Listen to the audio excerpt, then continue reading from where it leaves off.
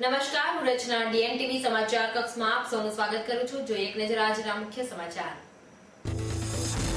સંખેડા તાલુકાના પાણેજ ગામે સર્જાયેલા લઠ્ઠાકાંડમાં આજે વધુ એક મોત થતા મૃત્યુઆંક 3 પર પહોંચ્યો. લઠ્ઠાકાંડ મામલે તાલુકા કોંગ્રેસ દ્વારા કલેક્ટર તથા જિલ્લા આઈજીને પાઠવેલું આવેદનપત્ર. આણંદ જિલ્લાના કરમસદના બિલ્ડરને લૂંટી લઈને ખંડણીખોર 3 આરોપીની અટકાયત કરતી ફતેગંજ પોલીસ. લૂંટ અને અપહરણના ગુનામાં 1 વોન્ટેડ. ડભોઈ તાલુકાના વઢવાણા ગામે શીતળ તળાવની કેનાલના કામોમાં ખાયકી. ₹5 કરોડના ખર્ચ બાદ પણ યથાવત સ્થિતિ રહેતા સરપંચે મામલતદારને પાઠવેલું આવેદનપત્ર. હવે જોઈએ સમાચાર વિગતવાર. સંખેડા તાલુકાના પાણેજ ગામે ગતરોજ દેશી દારૂ પીવાના કારણે એક મહિલા સહિત 22 જણાને ગંભીર અસર થવાનો ચોંકાવનારો બનાવ બનવા પામ્યો હતો, જેમાં એક પુરુષ અને એક મહિલાના મોત નીપજ્યા હતા. આજે વહેલી સવારે ભાઈલાલભાઈ તડવીનું મોત થતા મૃત્યુઆંક 3 પર પહોંચ્યો હતો. આજે સંખેડાના ધારાસભ્ય અભયસિંહ તડવી, જિલ્લા પંચાયત પ્રમુખ સુધાબેન પરમાર, જિલ્લા મહામંત્રી કમલેશ પટેલ, કલેક્ટર વિનોદ રાવ અને તેમની ટીમે સયાજી હોસ્પિટલની મુલાકાત લીધી હતી. કલેક્ટર દ્વારા તમામ દર્દીઓને યોગ્ય સારવાર મળે તે માટે સૂચના આપવામાં આવી હતી. લાગે છે કે રાત કરતા ખૂબ સુધારો છે અને આ તંત્રએ, કલેક્ટર સાહેબે, ડીડીઓ સાહેબે, આરોગ્યના તમામ કર્મચારીઓ પોતાના કુટુંબીજનો હોય એવી રીતે ખૂબ પ્રયત્ન કરીને સારી સારવાર કરી છે. પ્રજાની સાથે રહેવું જોઈએ.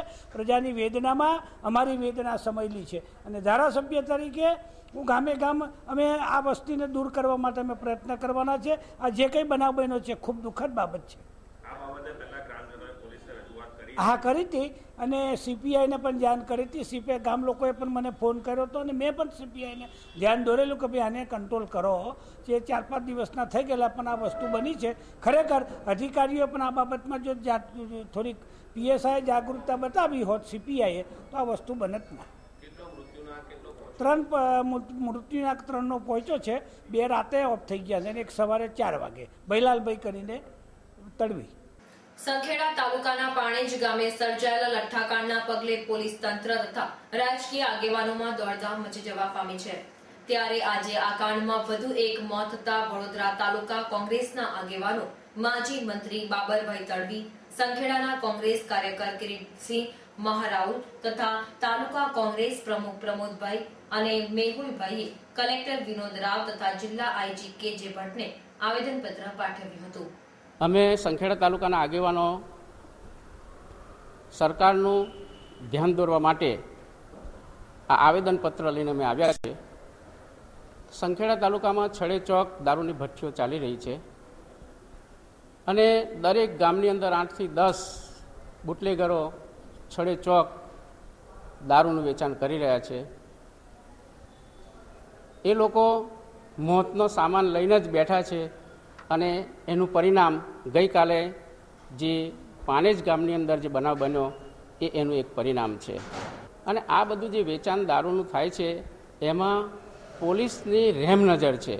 કેમ કે પોલીસ તરફથી જે હપ્તાઓ લેવામાં આવે છે, જેના કારણે જે બુટલેગરો છે, જે દારૂ ગારે છે, એમને બળ મળી રહે છે. જે જવાબદારી હોવી જોઈએ એ જવાબદારી નિભાવતી નથી.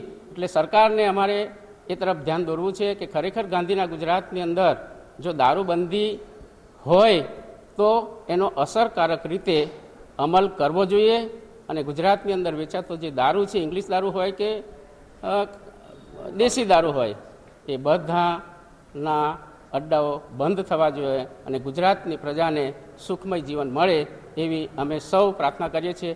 રાજ્યભરના તળાવમાં સુરસાગર તળાવ સૌથી ગંદુ અને પ્રદૂષિત હોવાનું જાહેર થતા તંત્રમાં સુરસાગર તળાવનું સફાઈ અભિયાન હાથ ધરાયું છે.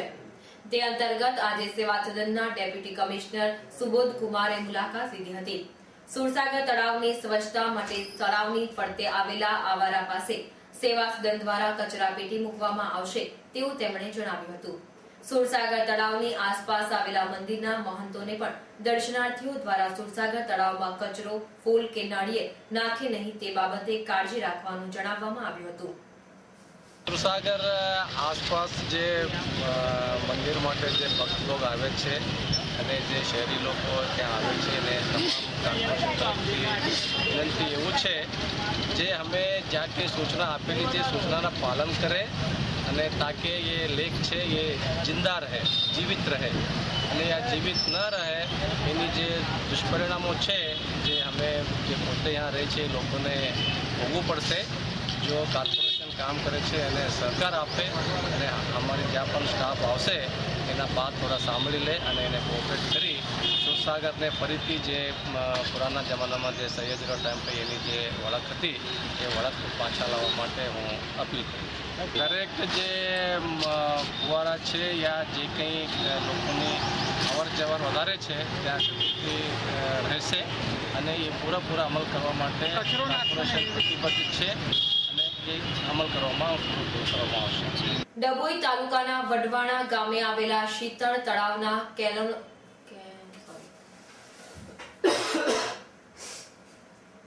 ડભોઈ તાલુકાના વઢવાણા ગામે આવેલા શીતળ તળાવના કેનાલોની કામગીરીના નામે ₹5 કરોડની ખાયકી થતા ડભોઈ તાલુકાના ખેડૂતોએ આજે મામલતદારને આવેદનપત્ર પાઠવ્યું હતું. વઢવાણા ગામમાં આવેલી 22 વસાહતોમાં રહેતા ખેડૂતોએ સરપંચ અશોકભાઈ પટેલ તથા ઇબ્રાહીમ મહોડાવાળાની આગેવાનીમાં મામલતદારને સમગ્ર હકીકતથી વાકેફ કર્યા હતા.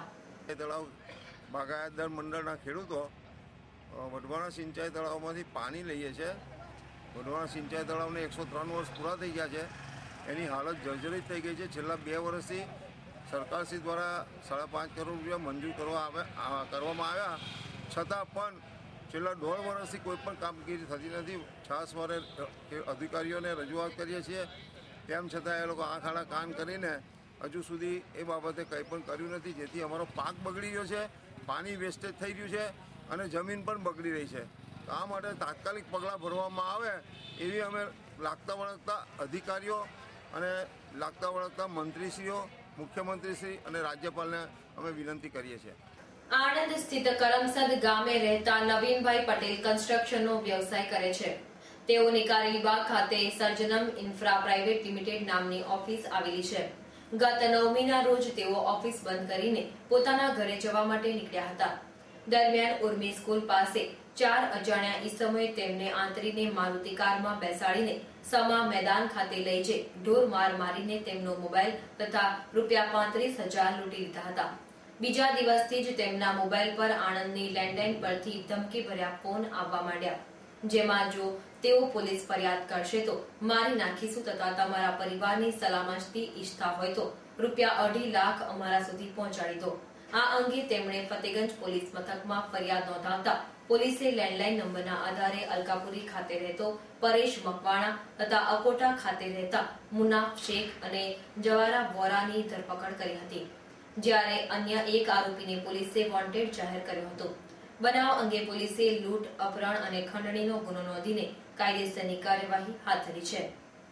શહેર પોલીસ તંત્રની આબરૂનું વસ્ત્રાહરણ કરતી તસ્કર ટોળકી દિન પ્રતિદિન નીત નવી તરકીબ અજમાવી રહી છે. ગતરોજ ગોત્રી સ્થિત યશ કોમ્પ્લેક્સની સામે આવેલા અમરદીપ ચેમ્બરના 301 નંબરના મકાન માલિક મરણ પ્રસંગે પાદરા ગયા હતા. દરમિયાન તેમના બંધ મકાનને નિશાન બનાવતા અગાઉ તસ્કરોએ તેમના પડોશીઓના મકાનના દરવાજા બહારથી બંધ કરી દીધા બાદ 301 નંબરના મકાનની તિજોરીમાં મૂકેલા સોના ચાંદીના દાગીના તથા રોકડા ₹8,000 સહિત કુલ ₹64,000 ની મતાની ચોરી કરી પલાયન થઈ ગયા હતા. બનાવ અંગે ચોરીની ફરિયાદ દાખલ કરી પોલીસે અજાણ્યા તસ્કરોને ઝડપી પાડવાના ચક્રો ગતિમાન કર્યા છે. વેસ્ટર્ન રેલવે એમ્પ્લોઈઝ યુનિયન દ્વારા આજે પ્રતાપનગર રેલવે હોલ ખાતે ખાસ મહિલા દિવસની ઉજવણી કરવામાં આવી હતી, જેમાં હાલમાં સળગતો પ્રશ્ન બેટી બચાવો તથા મહિલા સશક્તિકરણ જેવા વિષયો પર વાર્તાલાપ યોજાયો હતો. મહારાજા સયાજીરાવ યુનિવર્સિટીની ફાઇન આર્ટ્સ ફેકલ્ટી દ્વારા બિયોન્ડ એવિયન્સ વિષય પર ચિત્ર પ્રદર્શન યોજાયું હતું, જેમાં કુલ 30 ફોટા પ્રદર્શનમાં મુકાયા હતા. જાહેર જીવનમાં રોજિંદી બનતી ઘટનાઓને તાદ્રશ્ય કરતું ફોટો પ્રદર્શનને લોકોમાં આકર્ષણનું કેન્દ્ર જમાવ્યું હતું. રાજ્યભરના પ્રદૂષિત તળાવોમાં સુરસાગર બીજા ક્રમાંકે આવતા જ તંત્રમાં સુરસાગર તળાવની સફાઈ અંગે જાગૃતતા આવી ગઈ છે. સુરસાગર તળાવને પ્રદૂષિત કરવામાં મહત્વની ભૂમિકા ભજવનાર તળાવની આસપાસની નાસ્તાની લારીઓ પર આજે સેવા સદનની દબાણ શાખાની ટીમ ત્રાટકી હતી અને તમામ લારી ગલ્લા તથા પથ્થરાઓ કબજે કર્યા હતા. આ હતા ત્યાર સુધીના સમાચાર. તાજા સમાચાર માટે આવતીકાલે આ સમયે ફરી મુલાકાત થશે. ત્યાં સુધી DN TVની સમગ્ર ટીમને રજા આપશો. નમસ્કાર.